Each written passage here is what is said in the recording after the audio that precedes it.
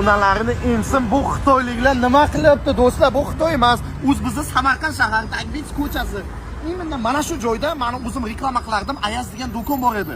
O'zi arzon do'kon edi. Hamma narsa 50 ming so'mdan bo'lardi. Xitoyliklar egallayapti do'stlar. Shu kunlarda internetda shov-shuv bo'lib ketayotgan bu xitoyliklar mavzusiga meni ham bir ikkita savollarim bor. Bu xitoyliklar yerni, ya'ni magazinlarni o'zlari sotib olyaptimi? Mana bu xitoycha hierogliflar, mana bular nimani anglatadi? Bizga ruscha harflarda reklama qo'yishga ruxsat berilmagan bir paytda nima uchun bular bunaqangi xitoycha hierogliflar bilan reklama chiqarib qo'ygan? Kim xitoy tilini yaxshi bilsa, bizga aloqaga chiqinglar, chunki biz bu do'kon egalari bilan tanishib, qanaqa qilib ishlayapti, qanaqa sharoitlarda, nima uchun bu yerga kelgan, qanday ish qilyapti, xullas mana shu hammasini so'rab bilmoqchimiz.